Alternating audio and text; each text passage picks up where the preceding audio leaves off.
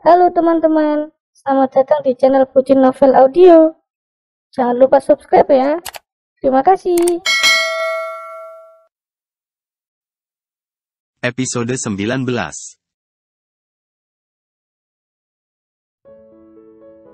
Dia juga turut mendoakan kebahagiaan mereka. Belajar menerima takdir, sebab yang terjadi saat ini juga bermula dari keegoisannya. Masuklah, Mas. Nilam mempersilahkan Yuda ke kamar sang putri. Yuda melangkahkan kakinya meninggalkan sepasang suami istri itu dengan hati yang berlobang. Kini alasannya datang ke rumah ini hanya benar untuk putrinya, tidak bisa lagi mengharapkan Nilam. Wanita itu hanya akan menjadi masa lalunya, kenangan terindah yang akan Yuda simpan dalam hatinya. Yuda bersyukur Milea terlahir dari wanita kuat seperti Nilam. Kelak, Yuda yakin putrinya akan menjadi wanita hebat seperti ibunya. Ayah datang? Sudut bibir Yuda langsung tertarik ke atas ketika melihat putrinya langsung berdiri melihat kedatangannya. Milea sangat cantik, meskipun wajah mereka terlampau mirip tapi tetap ada campuran Nilam di sana. Rambut pirangnya diikat tinggi membuat putrinya tampak bersih dan terawat. Ayah kangen, sayang. Senyum manis putrinya tercetak. Tuh ayah, dari mana kamu jam segini baru pulang? Reni dibuat kaget dengan kedatangan Camelia yang mengendap-endap seperti pencuri. Pukul 2 dini hari keponakannya baru pulang. Ini Indonesia bukan Singapura, kamu nggak bisa seenaknya seperti ini, tegur Reni tapi tetap berusaha menekan suaranya. Alah, berisik tautan, aku baru pulang dugem, pusing malah diomelin. Ketus Camelia tanpa rasa sungkan. Sudah sering tante bilang, kamu ini calon dokter, pandailah mencari teman. Aku pusing Tan, aku kesel, orang yang kuinginkan dirampas oleh Nilam. Ya ampun Kamel, sadar dia sekarang sudah menjadi iparmu. Reni geram mendengar jawaban Camelia. Lalu aku harus bagaimana? Tanya Camelia seperti menantang. Dengar baik ya, Alvaro memang tampan tapi dia sudah menikah dengan Nilam, jadi lupakan perasaan tidak jelasmu itu. Tidak tahu mengapa Reni menyalahkan kakaknya saat situasi begini. Selama ini Savitri terlalu memanjakan Camelia. Camelia tumbuh dengan sendok emas di mulutnya. Segala yang dia mau pasti dituruti, kini wajar jika dia jadi penuntut.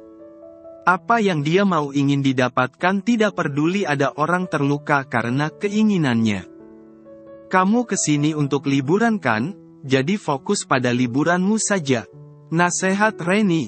Reni melanjutkan, tante bukan melarang kamu menyukai orang lain, tapi setidaknya lihat dulu siapa orangnya. Perbaiki attitude-mu. Jadi wanita harus punya harga diri, jangan mudah tergoda. Pungkasnya, Camelia berdecak. Dan melihat itu Reni urung mingkem. Pikirkan perasaan mamamu. Ingat, jangan sampai ada skandal.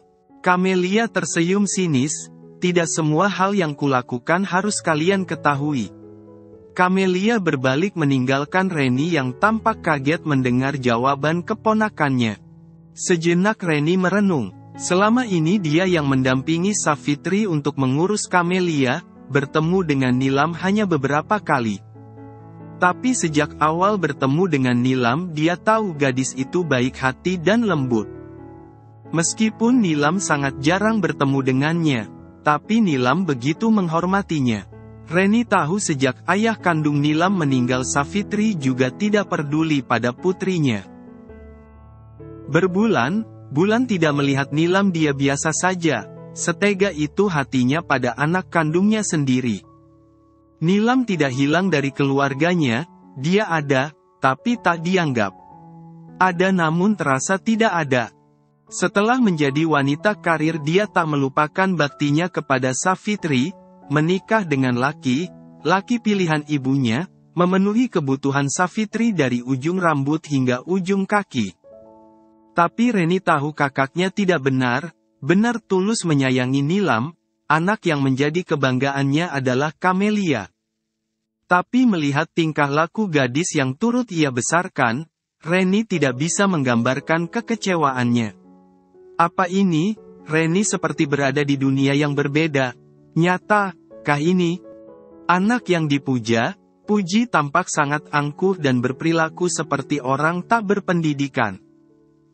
Nilam memang tipe wanita keras kepala, tapi Camelia lebih keras lagi. Faktanya tidak setiap anak kandung bisa sebaik Nilam terhadap orang tua, dan tidak setiap orang tua beruntung bisa memiliki putri yang berbakti.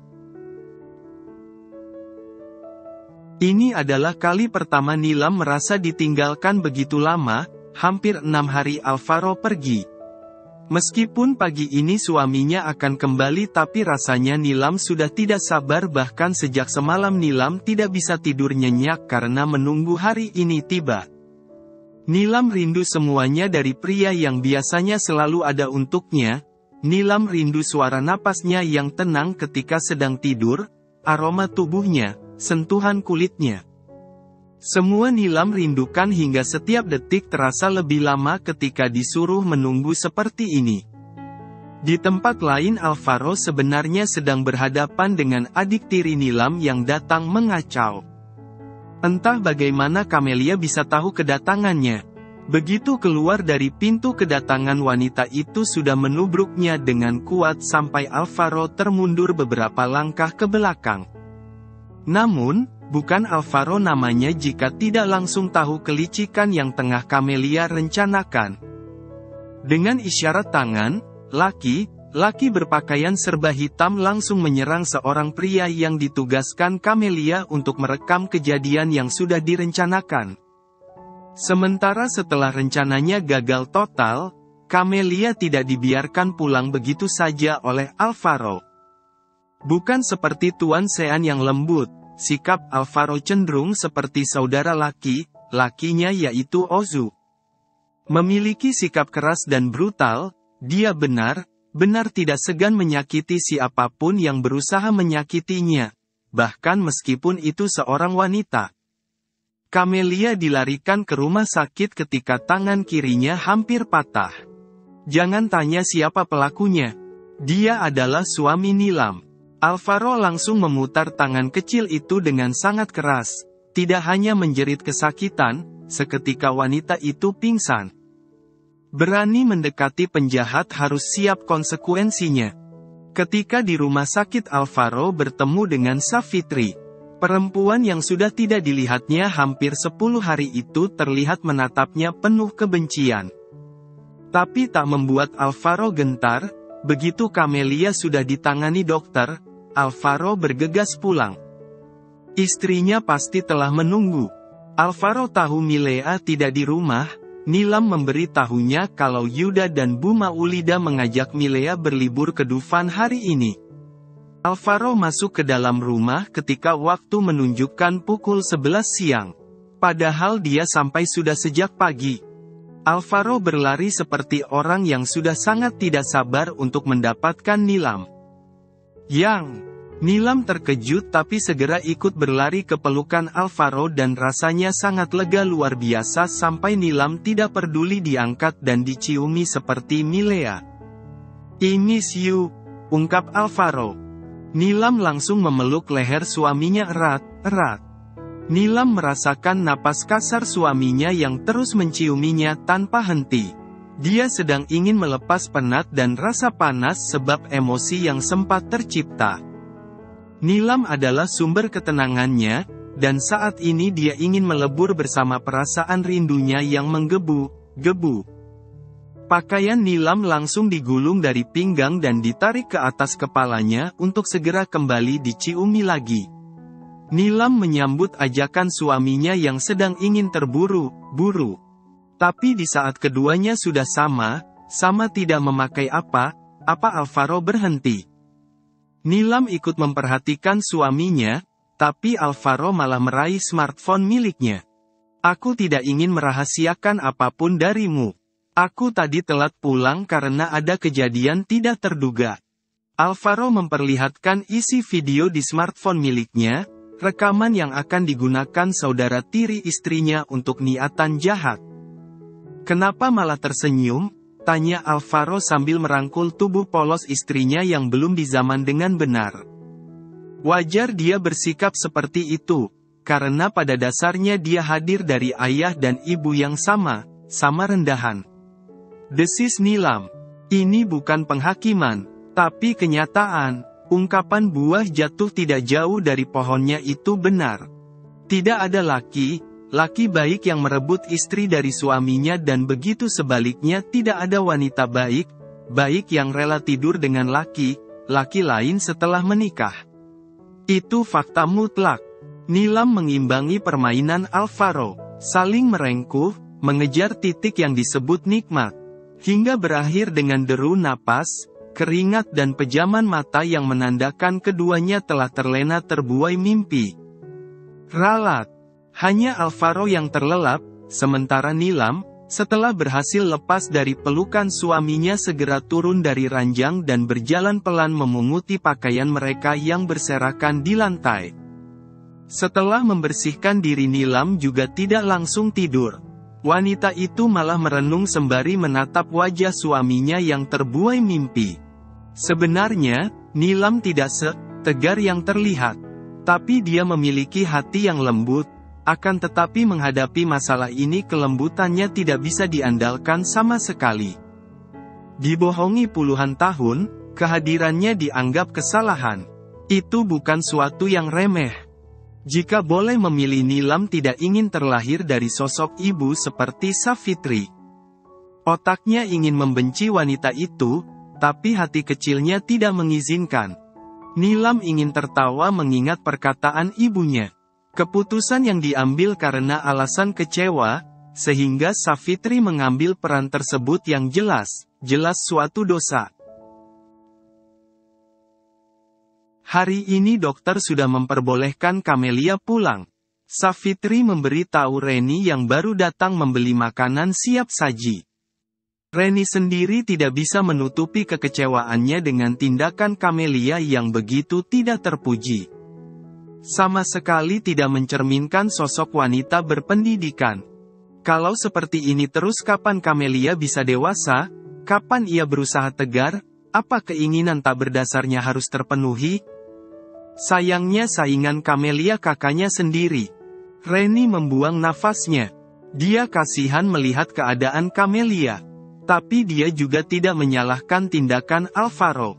Aku masih ingin dirawat. Ini sangat sakit, bagaimana aku bisa pulang? Camelia masih kekeh dengan keinginannya untuk tetap berada di rumah sakit. Dokter saja sudah mengizinkan kamu pulang. Itu berarti keadaanmu sudah lebih baik. Camelia mengabaikan ucapan tantenya, kini dia menatap wajah mamanya. Savitri yang ditatap seperti itu merasa tidak tega. Biarkan Camelia dirawat untuk beberapa hari lagi, Ren. Biar aku nanti yang bicara pada dokternya. Reni sedikit kecewa dengan keputusan Savitri. Ini tidak hanya menyangkut pekerjaannya yang akan lebih lama tertunda, tapi juga soal biaya rumah sakit yang pasti akan membengkak. Tidakkah Savitri menyadari di ruangan apa mereka saat ini? Sebuah kamar VIP yang satu malamnya bisa menguras isi dompet. Jikapun tidak terlalu parah, apa tidak sebaiknya dirawat di rumah? Hanya saja Reni tidak berani mengutarakan isi hatinya. Reni hanya bisa menahan kekecewaan, ketika keputusan sudah diputuskan sepihak oleh sang kakak, dia hanya bisa pasrah. Beralih ke kantor polisi, Ruliana menatap tak percaya orang yang datang mengunjunginya. Setelah kemarin mendengar kebaikan wanita ini dari Yuda, kali ini Ruliana bisa melihatnya sendiri. Apa kabarmu hari ini, Ruliana? Tanya Maulida ramah. Agak sungkan Ruliana menjawab, pasalnya selama ini hubungannya dengan sang mertua tidak cukup baik. Dia terlalu pesimisme pada ibu mertuanya. Baik, Ruliana mengulum bibirnya sebentar. Ibu sendiri, bagaimana kabarnya? Maulida tersenyum lembut, dia tidak menampakkan raut meremehkan sama sekali. Emosi Ruliana diruntuhkan logika yang berputar cepat, menyadarkan dengan ketulusan ibu mertuanya selama ini. Dan, Rasa bencinya pada wanita di hadapannya perlahan beranjak. Melihat tangannya digenggam erat oleh Maulida membuat hati Ruliana menghangat. Sedangkan Maulida berpikir setidaknya Ruliana belum melakukan kesalahan fatal hingga merenggut sesuatu yang berharga dari hidupnya. Tuhan sudah menghentikan Ruliana sebelum bertindak lebih jauh. Tandanya Tuhan masih memberikan Ruliana kesempatan untuk memperbaiki diri. Perlakuan Maulida buat Ruliana grogi. Tangan Ruliana yang masih berada di genggaman Maulida tidak bisa digerakkan dengan leluasa. Alhamdulillah, Ibu baik saja seperti yang kamu lihat. Hari ini tidak bisa datang dengan Yuda, karena hari ini Yuda harus ke kantor lebih pagi karena ada meeting penting. Iya, Bu. Ruliana berusaha mengendalikan buncah bahagia sebab perhatian ibu mertuanya. Ternyata seperti ini rasanya diperhatikan. Inilah jalan takdir yang tidak pernah disangka. Jaga diri baik, besok ibu datang lagi, kamu ingin makan sesuatu, nanti ibu masakan. Senyum Maulida tidak pernah luntur hingga mereka harus dipisahkan oleh habisnya jam besuk. Ada rasa sedih ketika melihat punggung wanita yang sepanjang rumah tangganya dengan Yuda selalu ia benci. Nilam berusaha mencari sisi baik ibunya. Seandainya mamanya menikah lagi di saat ayahnya sudah meninggal, atau mereka bercerai, nggak jadi masalah. Tapi, dia kembali pada kekasihnya ketika sudah berkeluarga. Meninggalkan suami untuk laki lain memang terdengar kejam. Tapi itu bukan tolak ukur, sebab Nilam tidak tahu pasti hubungan ayah dan ibunya. Tapi kesalahan fatalnya ibunya memiliki anak dari laki yang katanya cinta pertama si ibu, tapi masih dengan status istri ayahnya. Dada Nilam sesak, dia ingat bagaimana dulu selalu membanggakan ibunya, restu sang ibu segalanya bagi masa depannya. Nggak ada yang bisa menyaingi rasa sayang Nilam pada sosok Safitri. Tapi itu dulu, sebelum keluar kata dari bibir wanita itu sendiri, jika kehadirannya tidak diinginkan. Sebab Nilam tidak berasal dari benih laki yang dicintainya. Air mata Nilam menitik, kembali membayangkan perjuangannya selama ini, sementara kini ia tahu ibu yang memperlakukannya dengan baik, menjaga hati untuk orang lain. Sakit dalam diam itu, menyedihkan. Kali ini, Nilam tidak bisa menyembunyikan isaknya. Ia menelungkupkan kepalanya di atas lutut. Dia merasa tidak pantas mendapatkan kasih sayang Safitri. Perhatian Safitri selama ini tulus dari bentuk penyesalan. Dan setelah ia tahu semuanya, Nilam hanya ingin meluapkan kekecewaannya. Tangis Nilam semakin keras. Dia sudah terlanjur merasakan sakitnya. Bagian dalam dirinya berteriak, mencintai kenapa harus sebodoh itu? Sekarang yang menanggung luka adalah Nilam. Nilam tidak tahu jika suara tangisannya membangunkan Alvaro. Pria itu mengerjap linglung. Begitu kaget saat mendapati istrinya menangis. Tidak tunggu waktu pria itu langsung melompat dari tempat tidur. Mengabaikan diri yang tak terbungkus sehelai benang pun. Tujuannya adalah memeluk istrinya yang tampak mengenaskan di sana. Sayang, kamu begini karenaku, tanyanya dengan suara serak. Nilam mendongak, dan kaget melihat pemandangan di hadapannya. Rasa kagetnya tidak sempat diutarakan, saat dengan secepat kilat Alvaro membawanya di dalam dekapan hangat lelaki itu.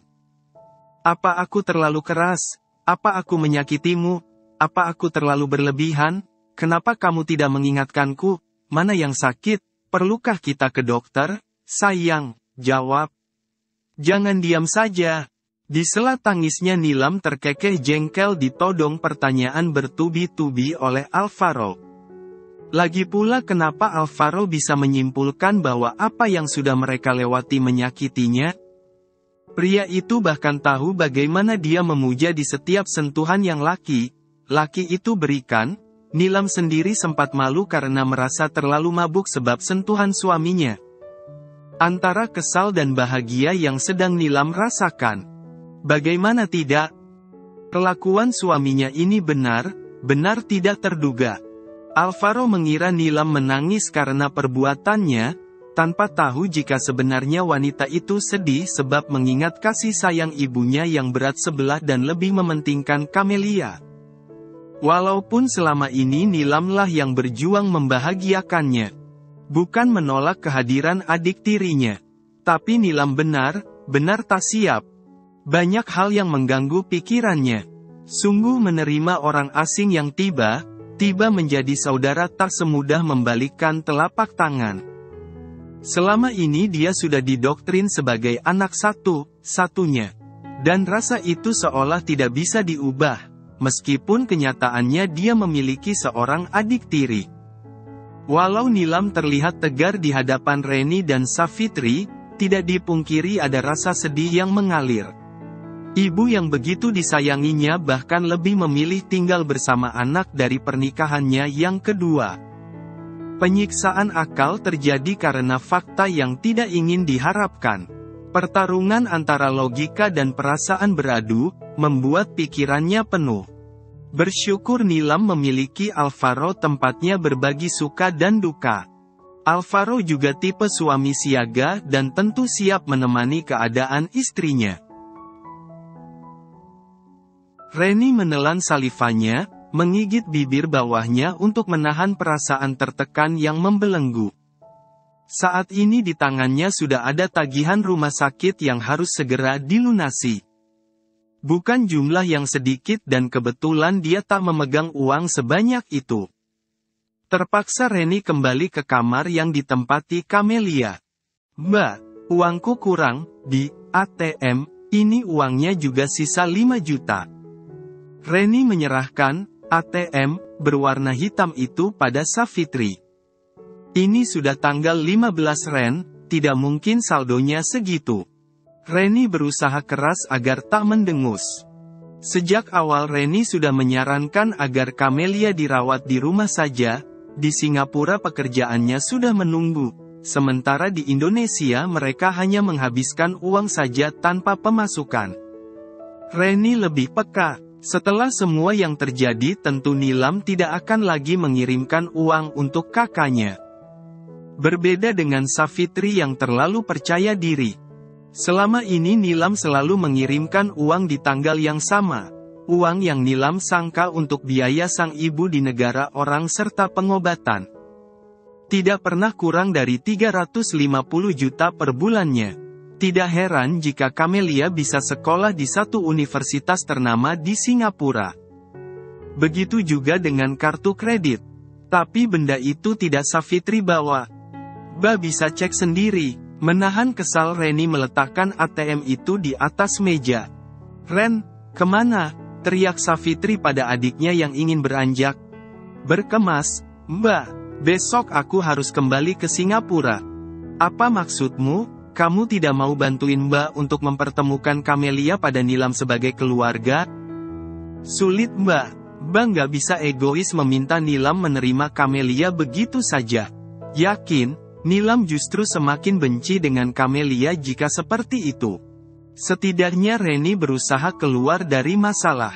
Sejujurnya setelah hari di mana dia ditegur oleh Nilam perihal Camelia, hari itu Reni sudah kehilangan muka untuk bertemu Nilam. "Ren, sejak kapan kamu jadi berpihak pada Nilam? Kamu tidak lupa bukan kamu salah satu orang yang mendukung hubunganku dengan ayah Camelia? Dan, itu hal yang paling ku sesali Mbak. Kupikir itu salah satu sebab aku jauh dari jodoh. Aku jahat Mbak, aku tidak pernah percaya arti cinta. Untuk itulah aku mendukung apa yang dulu Mbak putuskan." Terang Reni berusaha menahan perasaan kecewanya. Tepatnya kecewa dengan dirinya sendiri. Sejak semalam Reni merenung. Sudah benarkah tindakannya selama ini? Dia bisa hidup serba kecukupan juga berkat kerja keras seorang Nilam. Keponakan yang bahkan jarang ia temui. Tapi dia hidup enak juga karenanya. Sementara gadis yang ikut diurusnya sejak kecil baru ditegur sedikit saja sudah mengatainya. Belum sepeser pun dia memakan hasil keringat Kamelia, tapi dia sudah dibuat sakit hati. Sekarang gadis yang diperjuangkan selama ini tengah tertidur pulas tanpa beban. Tidak peduli bagaimana ibunya sibuk memikirkan cara melunasi biaya rumah sakit. Hubungi Nilam, Ren. Ponselku mati, alibi Reni. Dia sungguh sangat malu. Berbeda dengan keadaan mereka yang penuh ketegangan. Di kediaman Tuan Utgom saat ini keluarga kecil Nilam tengah diliputi kebahagiaan. Jadi perempuan? Tanya Tuan Utgom pada putrinya yang baru saja melakukan USG. Liga mengangguk antusias, bisa jadi temannya Milea nanti. Milea ikut nggak sabar, Auntie. Milea tidak lagi canggung di tengah keluarga Alvaro. Berdoa agar Auntie dan adik diberi kesehatan ya sayang. Ucap Liga sembari meraih tangan kecil Milea untuk diletakkan di atas perutnya. Setelah beberapa detik, pandangan Milea tertuju pada mamanya. Mama, Lea juga ingin ada dedek bayi di perut mama. Ucap Milea polos. Tuh, kode itu, suami Liga ikut melirik adik iparnya Jahil. Doakan Kak Hen. Tiap hari udah usaha kok. Jawaban Alvaro tenang tapi membuat Nilam panas dingin dengan ungkapan, tiap hari usaha. Ya Tuhan. Suaminya benar. Nggak ditundakan. Kini Tuan Utgom ikut menatap menantunya. Nilam tersenyum lembut dan menggeleng pelan. Dia tidak melakukan pencegahan apapun. Dan apa yang dikatakan Alvaro benar adanya. Hampir setiap hari mereka usaha, jadi jika belum diberi kepercayaan belum rejeki saja.